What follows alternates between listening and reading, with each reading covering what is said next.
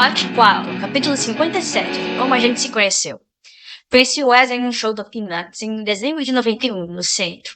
No pico tão lotado e quente que a porra das paredes escorria um suor. Eu que puxei conversa, óbvio. Ele falou que já tinha me visto umas vezes, que ficou com vergonha de falar comigo, que eu parecia nova demais, bonita demais pra ele. Essa banda aí, Deus Zaratustra, hein? Você é tipo um seguidor fiel, um discípulo e tal. Desculpa perguntar, Marina, mas você tem quantos anos?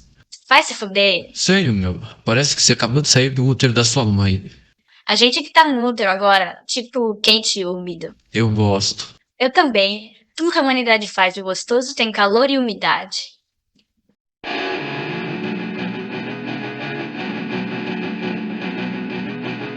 Capítulo 58 do primeiro beijo. Hoje tenho vergonha e orgulho do quanto era metida besta. Dei um sorrisinho safado e Wesley teve uma ereção imediata que depois confessou não experimentar desde que descobrira a masturbação, aos 10 anos de idade. 10 segundos depois, nos beijamos pela primeira vez. As soon as I get my head round you, I come around catching sparks at you, I get an electric charge from you, but second-hand living just won't do, and the way I feel tonight, I could die and just wouldn't mind, and there's something going on inside. Daí pra frente, head on, começa um amor eterno.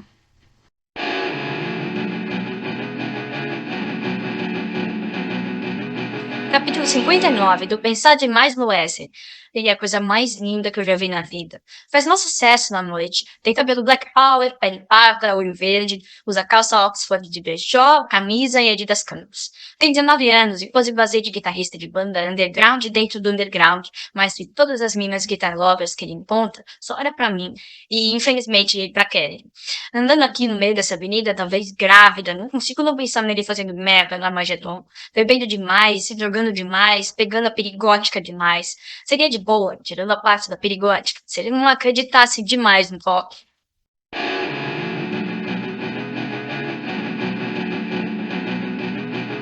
Capítulo 60 do Acreditar Demais no Rock. Eu chamava de acreditar demais no rock quando alguém levava aquilo tudo muito a sério. No fundo, desde pequena, eu sempre tive uma tendência ao alternativo, ao fora do coro nos contentes, fosse na vida pessoal, no trabalho ou na produção intelectual. Mas nunca deixei de vislumbrar o que havia para além do underground. Não era o caso do Wesley. Para ele, aquilo era tudo, a única perspectiva. Por sua tristeza, não tendo por onde ganhar novos sentidos, ela tendia a virar choradeira, e a loucura a virar cemitério. Eu amava quando meu amor dava moche no show do Peanuts, mas detestava quando ameaçava dar moche no vazio. Antes daquela noite de 1993, ele até chegou a tentar, tomando uma caixa inteira de remédio psiquiátrico que usava. Felizmente, sua avó encontrou a tempo de ligar para a emergência. Ele me chamava de nihilista, querendo dizer só cínica, mas eu dizia nihilista serene, que adorava cortejar o nada, enquanto eu, ora essa, tinha meu olhar de poeta e conseguia crer, inclusive, em apenas japoneses com cheiro de alfazema.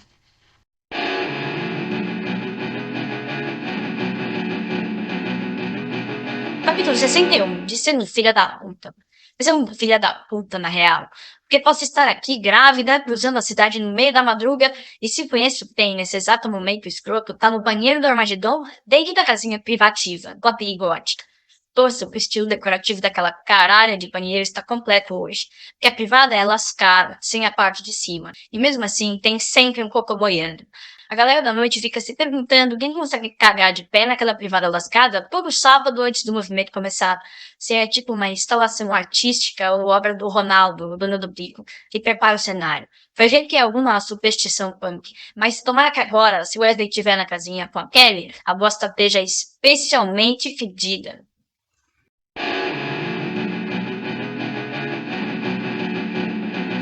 Capítulo 62 do Cocô Boiando na Privada. Fato é que, sem cocô boiando na privada lascada, o Armagedon perderia sua química.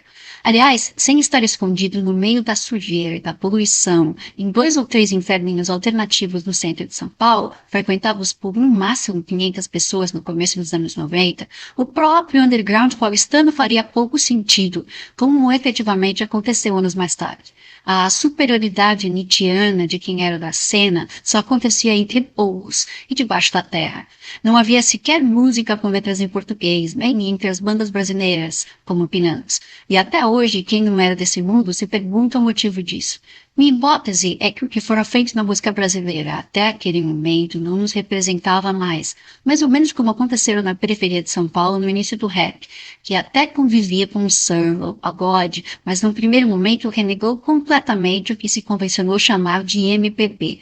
Essa, por mais que se pretendesse crítica ou politicamente engajada, sempre pecara por certo elitismo, sempre construíra sua criticidade por uma tendência à palestrinha, como hoje dizem meus alunos, que no fundo representava certo espírito conciliatório, laudatório de uma suposta democracia racial e do clichê de sermos o país da alegria, por menos que seus artistas o admitissem. MPB sempre foi, na verdade, coisa da burguesia branca e da elite intelectual da Zona Oeste de São Paulo, Zona Sul do Rio e etc. E uma coisa apoteoticamente hippie, credo.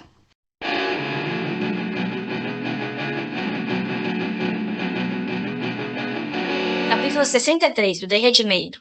9 de julho, Rolameda Lorena. Bairro de playboy de merda. Pelo que eu calculo da hora, o possível pai do meu bebê já deve estar com algum comprimido embaixo da língua. A embriaguez lhes interessa mais que a alimentação. Esta é a isca que sempre se deixam pescar.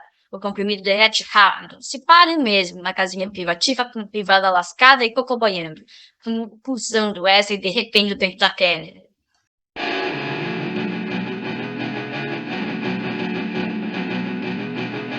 Capítulo 64, das letras em inglês. O que o Brasil fez de rock, depois da originalidade dos mutantes e de lampejos de talentos individuais, sempre nos guiamos pela imitação. As grandes bandas do chamado Rock Brasil dos anos 80 viviam de imitar artistas ingleses e americanos. Um imitava o Police, outro chupinhava descaradamente os B-52s, outra misturava Talking Heads com Divo e Joy Division. Alguém cantava e mexia os braços como Morrissey, outro dançava exatamente como Ian Curtis, e outros roubavam timbres e batidas de todo o city pop britânico.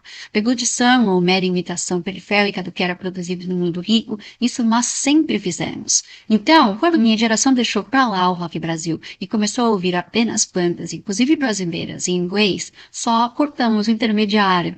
Apesar de sempre de meus colegas das humanidades, sem absolutamente nenhuma vivência real das subculturas de então, debruçam-se sobre os fenômenos tenderem a colocá-lo na conta da globalização galopante e da chegada definitiva do neoliberalismo ao Brasil, croada com o governo Collor, nada é mais redutor, inclusive porque fazer essa passagem selvagem da infraestrutura econômica à superestrutura cultural, segundo o mecanicismo marxista, deságua na perda do essencial do fenômeno. Quem entre o final dos anos 80 e o início dos 90 frequentava o underground? Não era a elite fascinada pelos importados, carros e outros itens. Era gente, em sua maioria, de classe média baixa. Punks de São Miguel Paulista, índios da Penha, carecas, sempre eles, do ABC, mods de Ermelino Matarazzo, góticos de Osasco, grande parte meninos e meninas negros, que não tinham problema nenhum em assombrar famílias evangélicas com os rostos pintados de pancake branco. Enquanto isso, na Vila Madalena, a elite cultural continuava ouvindo e fazendo MPB em português. Os colegas de colégio construtivista da Carol, minha amiga, continuavam desconhecendo completamente o que acontecia no lado sujo da cidade, mas mesmo assim os chamavam de alienados.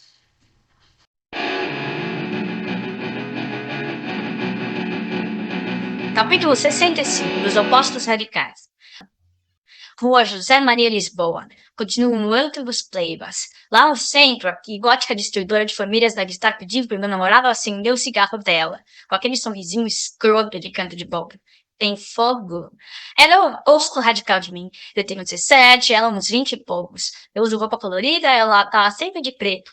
Eu tenho 1,58 m e ando com uma suede rasgado. Ela tem mais de 1,70 m e usa salto. Eu sou chubby, tenho peitão, lábio grosso, pele bem clara, cabelo Chanel. Ela tem cabelo comprido, peito pequeno, lado fino e pele morena. Eu transo com Wesley ouvindo a Wanna Be a Dog, mandando nele e falando palavrão com cara de anjo. Nela, eu não quero pensar em como transar com ele, mas numa porra de fantasia autocognitiva, imagina ele estrepando ao som de Bela Lugosi's Dead, com ela pedindo pra apanhar, com cara de diaba.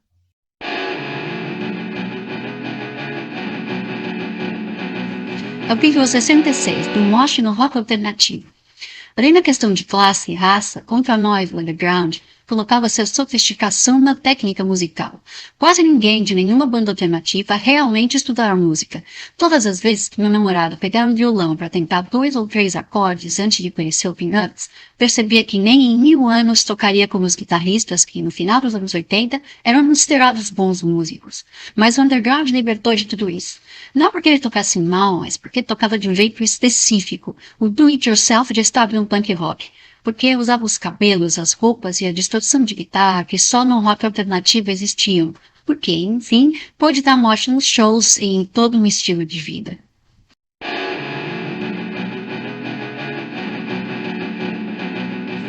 Capítulo 67, do show está para começar. Alameda Franca. Logo mais em outro túnel, eu começo a chegar perto do centro. Volto e enjoo, mas com o bairro de Playboy ficando para trás, fico mais otimista e imagino que o Wesley não tá no banheiro com ela. Tá lá fora, tomando um ar antes do show começar. Ainda mais em um dia de pin-ups, quando aquele inferninho que não suporta mais que umas 150 pessoas fica com tipo umas 500. Wesley é protegido, então, segurança, por isso tem um passe livre para entrar e sair na hora que quiser.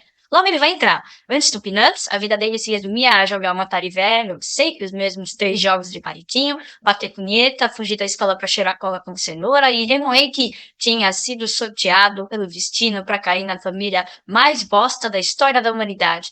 Caralho, como eu odeio essa frase de merda.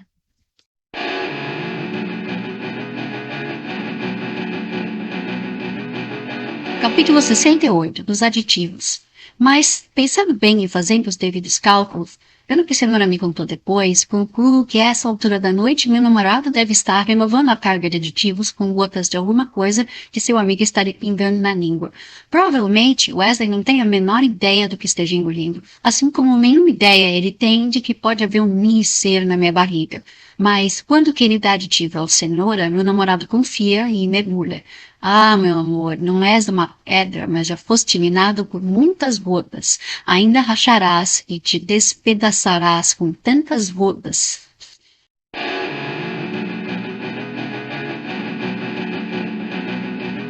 Capítulo 69, do Slowdive no show do Peanuts. Vou entrando a pé no túnel 9 de julho. No túnel da Sombra Bel, eu pensei em penetração, agora eu penso em parto. E que o show do Peanuts já deve estar rolando, com o Wesley viajando no timbre da guitarra do Zé Antônio. Tudo deve estar começando a ficar mais lento.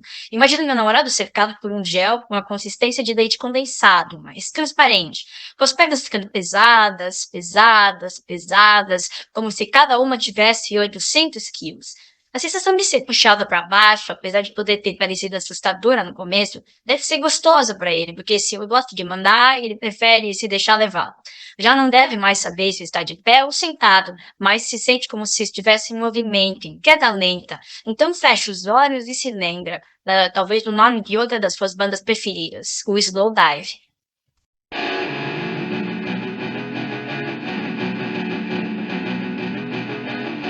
Capítulo 70, do útero. Provavelmente ele não sabe onde está mergulhando, mas deve achar que é bom, porque começa a sentir todas as partes do corpo aquecidas, como uma sensação de toque macio. No percurso desse prazer, pode ter aparecido de repente uma rota de perigo. Será que eu estou mergulhando na morte? Mas não, ele logo deve ter passado reto pelo desvio da bad trip e, como sempre, mergulhado. É possível que tenha concluído que a morte deve ser desesperadora, enquanto o que sente agora parece um mergulho em si mesmo e uma conexão calma com tudo que está em volta.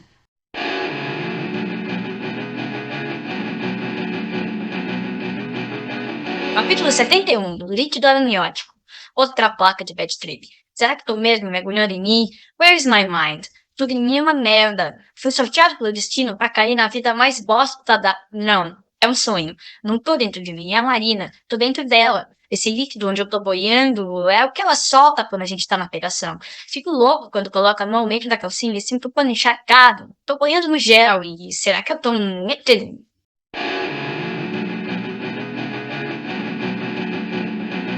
Capítulo 72, do útero ser um lugar ótimo. Tudo bem, o útero é um lugar ótimo, amor, desde que uma hora você saia dele. Ficamos lá por meses antes de nascer e do meu útero, Wesley passa por mar, sem saber se o novo cenário vem da frase que ouvira 1000 vezes da minha boca. Marina vem do gosto salgado do meu líquido sentido enquanto me chupa ou de alguma outra fonte qualquer. Começa então a se sentir içado pela barriga, como se estivesse num escafandro, até descobrir que já não é mais Wesley, mas Frank Black, vocalista dos Pixies e seu gordo preferido. Engraçado, porque quanto maior fica a barriga, mais meu namorado sente prazer. E é essa palavra, prazer, que ele ouve sendo dita pela minha voz, no seu ouvido. A palavra se transforma num som único de Z, que se propaga como um zoom embido no gel. E é aí que Wesley percebe que o show do Peanuts já acabou e que ele está simplesmente sentado num cantinho do Armagedon, encolhido, sozinho, com os braços abraçando as pernas.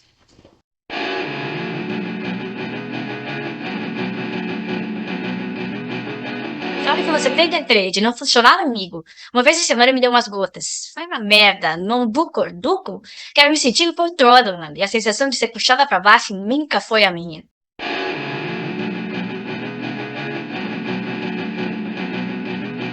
Capítulo 74, de funcionar com Wesley.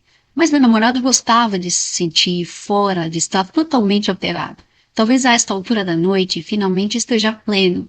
O estado de prazer que se chama embriaguez é exatamente um sentimento de alta potência. As sensações de tempo e de lugar são transformadas. Abarcamos espaços imensos que só então percebemos. O olhar estende-se pelos horizontes e quantidades mais vastas. Os órgãos se afinam para a percepção das coisas menores e mais fugazes. Não sei se alguma coisa em toda essa cena é verdadeira, mas espero mesmo que pelo menos neste momento Wesley esteja se sentindo no topo do mundo.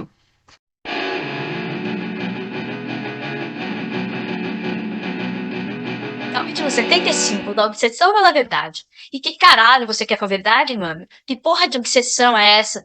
Tudo vem ao ser. Não há fatos eternos, assim como não há verdades absolutas. Verdade é uma bosta de ideia infantil. É uma cafonada inventada pelo babaca do Sócrates, sistematizada pelo Platão, transformada em ração pro povão com a merda do cristianismo. Minha mãe e sua obsessão pelo reino de Deus que o digam.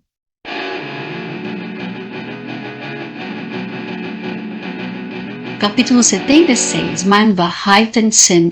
Ademais, como diria Nietzsche, Mein Wahrheit und Sinn são apenas verdades minhas.